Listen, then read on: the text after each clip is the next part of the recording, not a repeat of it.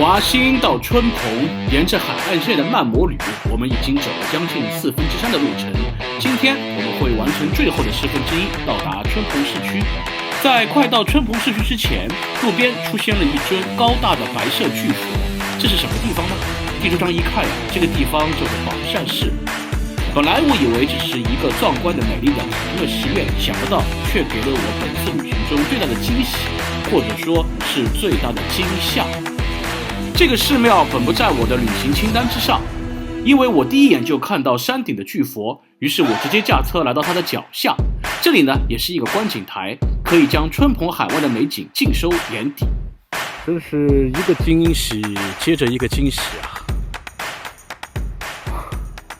太美了，这里。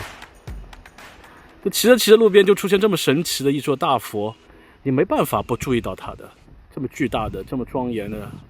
而且这么面容慈祥，宝相庄严，其他不说，就这个庙山顶上大佛下的那个观景台啊，这风景就已经是绝了。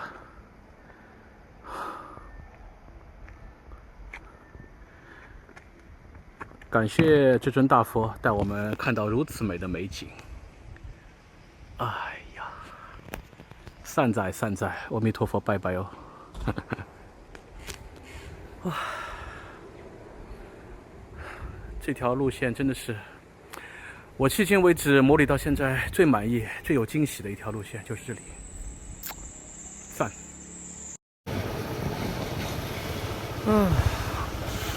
好，最后再看一眼，我们就到山下的那个部分去看看啊。山下还有寺庙，还有很大一个区。哦，今天风好大！哦呦！ A few moments later， 我靠，差点吓死！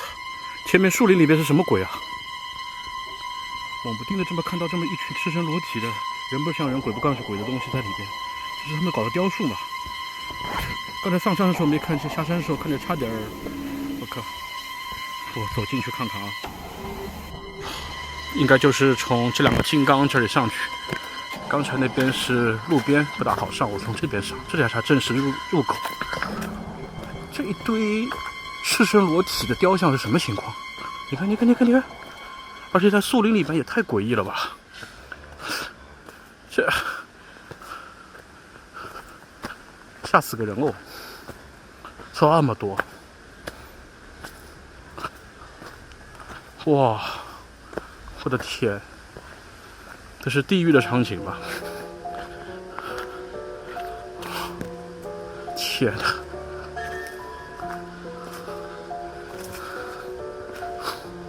哇！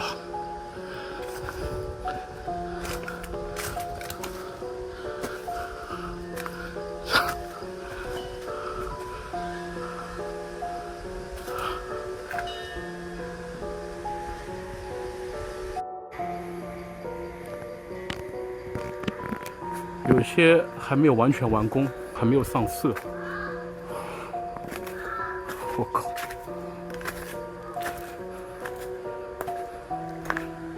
天！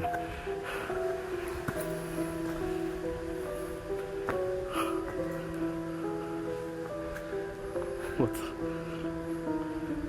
这么硬核的吗？我靠！我操！后面还有。好吓人啊！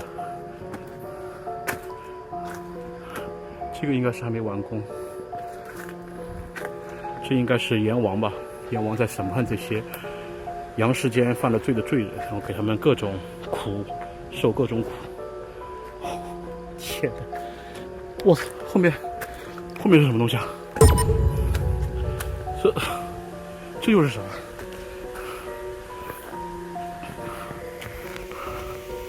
这个太震撼了，这是一个将近6、7米高的2个恶鬼，看让人头皮发麻。看他那个手，哇！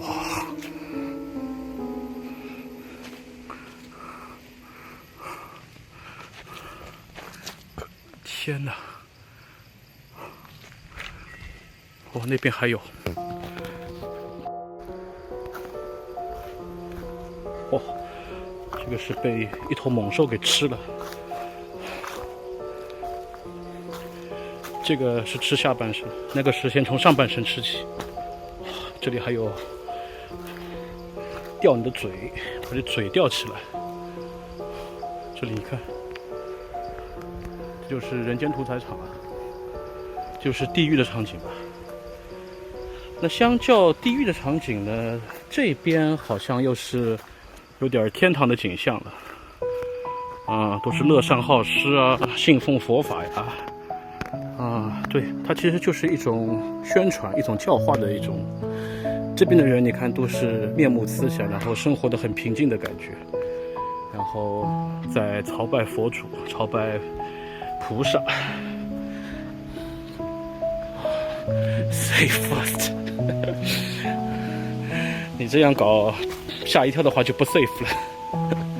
哇，这个宝扇是有点东西啊，是我见过目前整个东南亚最，怎么说呢，不太该怎么形容了。这边就相对而言就安详很多，而且这边人的这个雕像身上都泛着一层珠光给人有点珠光宝气的感觉，是不是就是意思说你行善信佛的话，身上自然会有自带那种宝相庄严，自带那种如同珍珠一样的色彩这边就很安详，有一种佛祖在教化世人的感觉。这边还有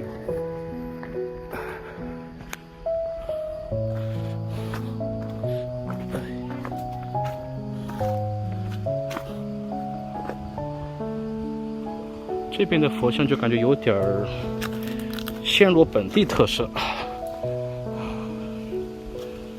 这些都是泰国风格的佛像。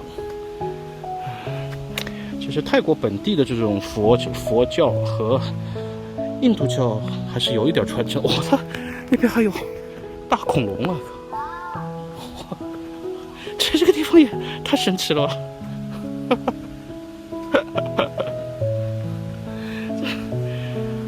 我懂了，前面是地狱，这里是天堂，然后这里是侏罗纪公园。这个地方让小朋友来玩好吗？好像有点吓人。哎呀，爬不上去。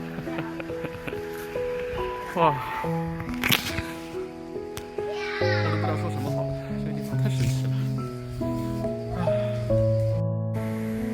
比起边上那些血腥暴力的雕像，这些长着兽头人身的怪物更可怕，这感觉简直就是噩梦中的场景啊！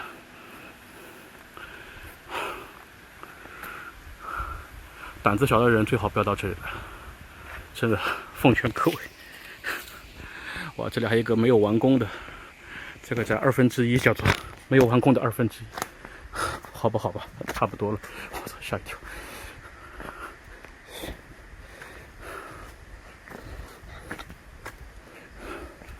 好了，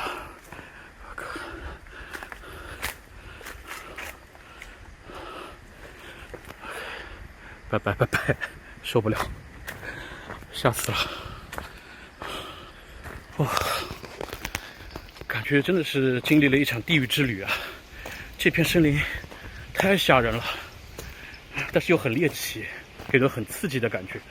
这种文化冲击，这种美学上的冲击，它的做工并不精良，但是恰到好处，就描述出那种恐怖跟压抑，还有那种怎么说呢，某一种教化感吧，让你看了以后真的是觉得做人要好好做，不然的话下地狱以后就这个样子。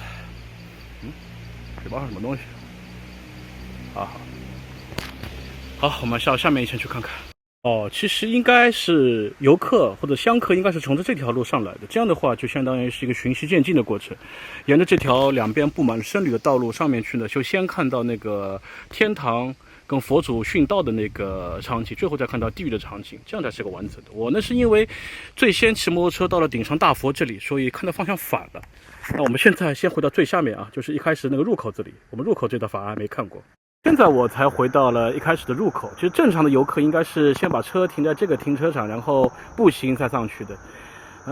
所以一开始入口这边的景色呢就很和谐，你看有观世音菩萨呀，还有哪吒三太子啊，还有大螃蟹啊。OK， 我们上面看看。现在到了这个庙的第2层，这是一个军舰形状的一个观景台。这后面2位应该是太王吧。然后这边就是刚是看到的那个观世音菩萨的这个观景台。那最上面那边才是我们刚才看的大佛。所以我的次序反了，我是先到最顶上，然后再下来的。其实这第2层平台上看的东西也很多。哇，对面还有一个这么多老鹰的一个像度假村一样的地方是什么？这个地方的元素实在太多了。其实第2层平台这里看海景也非常不错哈。我们去拜一下观音大师。这边的这种宗教元素真是叠满了。你看那边还有印度教的那个象神叫什么？我也不是很懂。那边还是印度教的一些佛像。然后这里是一条彩虹路，彩虹路边上是泰国风格的金刚罗汉。然后这里为什么有一个人挑着2个老人呢？这是一个关于泰国孝子的传说嘛？好像有点像。在这8个小和尚的注视下，我们往前。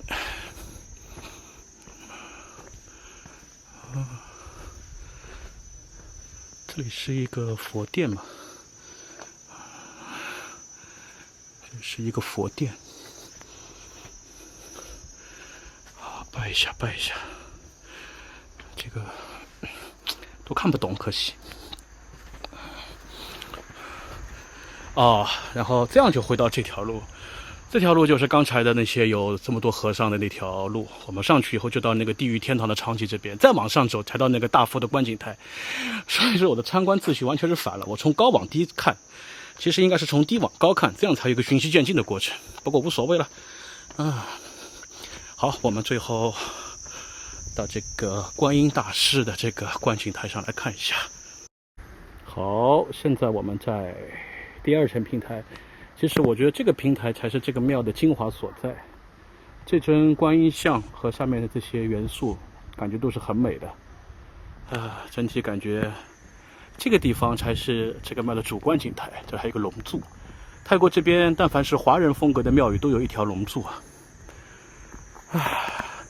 观音大士保平安，保我全家安康，保我心想事成。本来我是不知道宝善是这个地方的，更没有计划在这里停留。但是你行驶在这条公路上，路边巨大的白色大佛很难不引起你的注意。幸好有他的召唤，我来到了他的脚下。在宝善市里，我感受到了强烈的文化冲击。对我来说，这是一次深刻且又警醒的心灵之旅。那片恶鬼森林虽然可怕，但对人也不失为一种警示和开始。好，告别了这座神奇又可爱，还带点小恐怖的宝善寺了，我们继续往村房方向走了。以前呢，我觉得一个人说自己无所畏惧就特别好，但是我现在我在考虑这个问题，无所谓。我觉得一个人如果无所畏惧的话，就说明他会为了达到目的无所不用其极。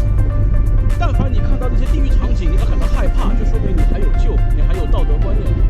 就怕有些人看到这些地狱场景哈哈大笑，当个笑话一样，那就完蛋了。那这个人可能就真的沦为恶鬼道了。好，我们不讲大道理，再见。好，我们继续往春棚走。快了，离春棚还有大概1个小时左右的路程。在东南亚，尤其是马来西亚和泰国，你经常会看到佛教庙宇。马来西亚的佛教庙宇呢，偏向中国本土风格，而泰国呢有自己的泰族的那种文化氛围。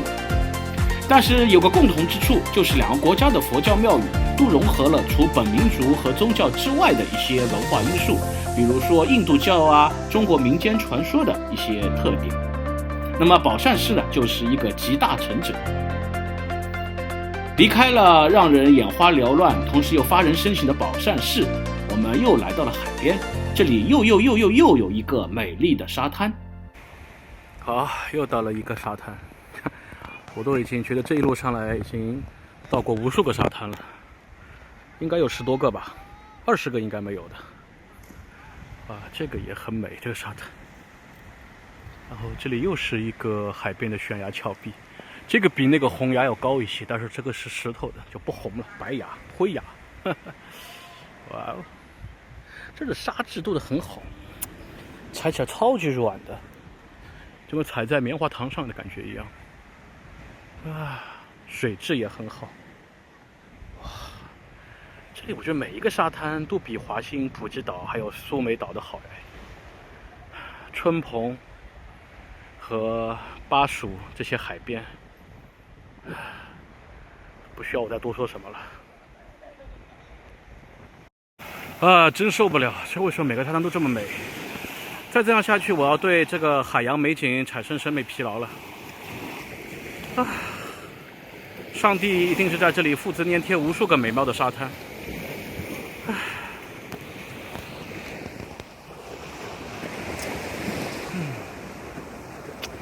快到春蓬了，哎，呜呼！这2天骑下来真是，我想说沙滩我也吃得够够的了已经。以前看到这种美景是很兴奋，现在吃到这种美景也有点审美疲劳了，太多了这样的美丽沙滩。沙滩啊，我发现有3个与众不同之处。第一个就是对面那个海洋上面有一个洞，你看到没有？哎呀，这个洞里边住的神仙还是住的富江啊？富江的梗大家知道吧 ？OK， 第二个就是海面上这3个特别迷你的小岛。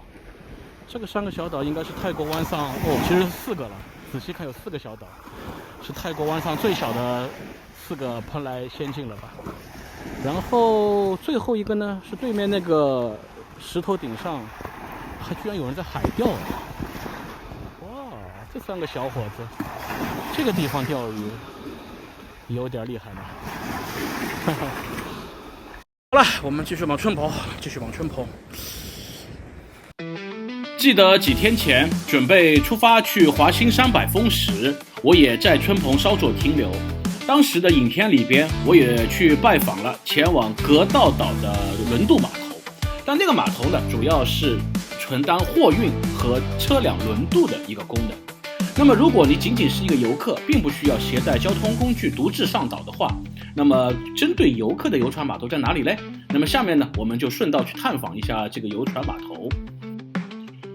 不知道是不是为了迎合我喜欢冒险的心，谷歌地图给我导了一条在椰林中穿梭的土路去到达这个码头。不一会儿，眼前开阔，我又来到了一片沙滩，这就是这个码头所在地。这个地方虽然它的主要作用是游船码头，但是两边呢也有非常多的夜市、商店、饭店和度假村。在这里呢，想小住1-2天也是完全没有问题的。何况这儿的海景也是非常美。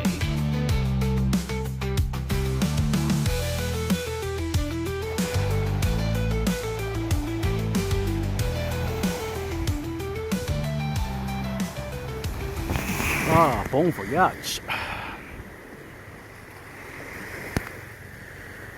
哇，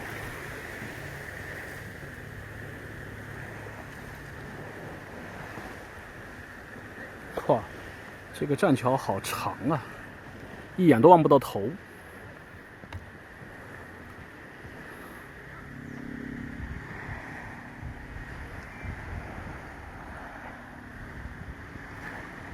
原来这个栈桥是一个码头，它可以坐船到春蓬，不知是从哪里坐到春蓬的。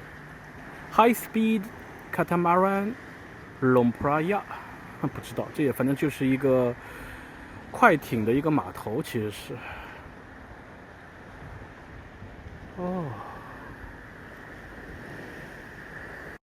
所以它这个快艇码头到底是通往哪里的呢？问问他们看。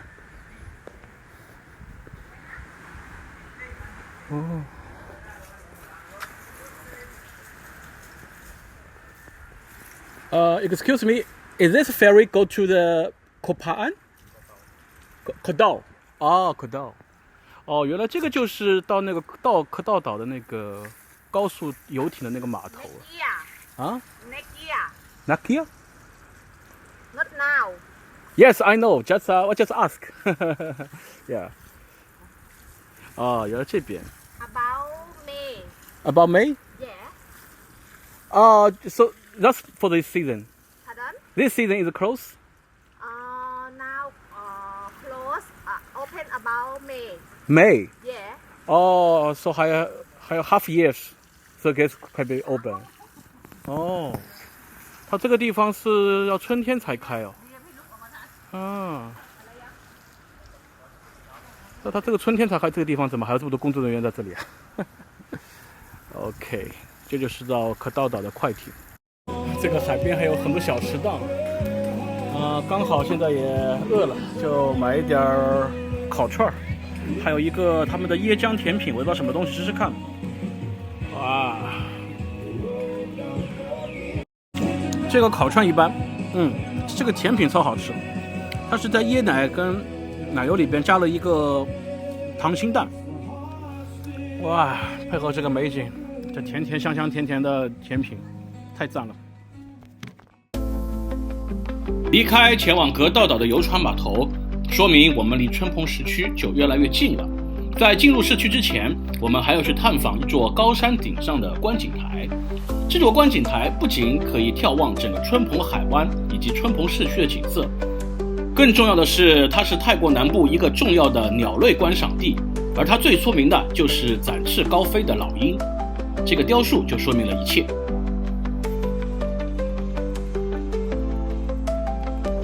这只鹰是不是兰卡威那只鹰的宝宝呀？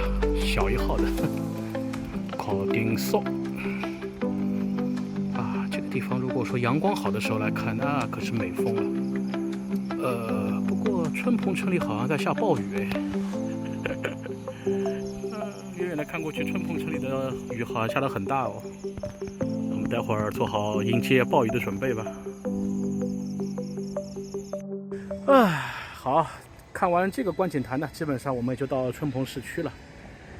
OK， 这次的这个旅途还是很完美的。后面的雨怎么办？拿去吧。这个平台好像还是泰国一个很著名的一个观鹰的一个点，就是观赏各种老鹰所以说它这边有一个鹰的一个雕塑。现在雨有没有小一点啊？雨小多了，现在放晴了吧？天空亮起来了已经。刚才在里边躲了一会儿雨，现在差不多。雨天的高处看海，看春蓬城，还是别有一番味道的。哇哈哈！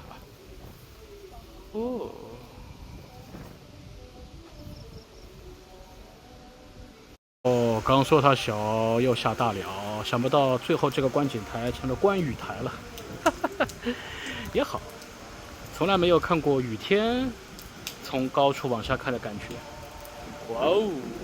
呼呼呼！哎呀，整个泰国湾就笼罩在一片雨雾当中，其实也挺美的哈。你看这个风云变幻的感觉。这里有个步道，才是这个观景台步行上来的这个通道啊。刚才躲在亭子里边看了几篇 Facebook 的文章之后，天就晴了。哇 ，OK， 天晴了，我们差不多也该下去了。我们准备进春蓬城里。好地方。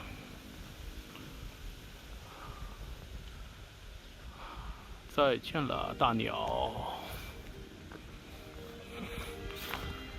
OK， 我们继续往春蓬城里走。在出发去华欣300峰之前，我在春蓬市区也待了2个晚上。在前面几期呢，也说了关于那2天的一些事和一些景色。当时呢，我们到了春蓬海边的一个沙滩，而现在呢，我就要回到这个沙滩。这样的话呢，我整条从华欣回春蓬的沿着海岸线行走的路线呢，就形成一个闭环。最后又和前几天拜访过的那个沙滩重合了。对，就是画面中出现的这个沙滩。这里是春蓬著名的度假海滨，路两边呢充满了各种度假村旅馆、饭店、商店什么什么的，以及好久没见的众多的游客。其实，在6天前，这个沙滩就给我短暂的惊鸿一瞥。我知道我后面还会再回到这里。其实在这2天时间里边，我经过太多没有游客的非常避世的沙滩。以前觉得游客和商业设施太多是一种烦扰，但今天回到热闹的这个地方，又感到无比的亲切。隐秘沙滩跟隐秘角落的探索之旅就这样圆满结束了啊！前面就要进入春蓬城区了。好。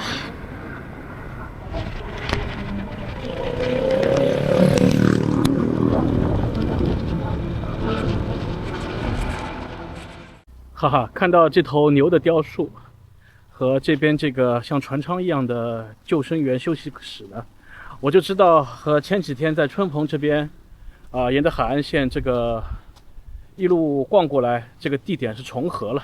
好，这样就相当于把整个春蓬到华欣的海岸线全都完整的逛了一遍了。好，嗨呀，哇，有几个泰国美眉，好漂亮啊！OK， 好，我们圆满了，现在去春蓬城里吧。在进入春蓬城区的公路上，伴随我的是雨后清新湿润的空气，以及天边已经泛起金黄的夕阳。在此等美景下，我又回到了6天前已经来过的春蓬，今天晚上在这里稍作休息。2 hours later。今天晚上这个餐吧也太奢华了，还有人现场演唱的，除我之外就1个客人。春蓬城里边的小餐吧还是挺有感觉的哈。车上齐了，味道也非常不错，刚吃了几口了已经。还有小哥在这弹唱，这个弹唱歌手的水平也非常好。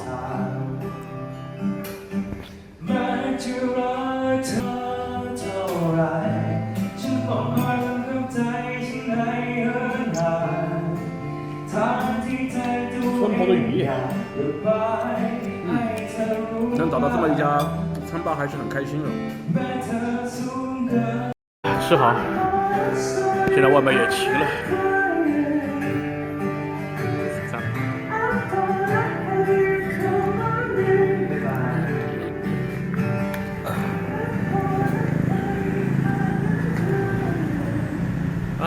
这家小店非常不错，就在春蓬的一条老街上面。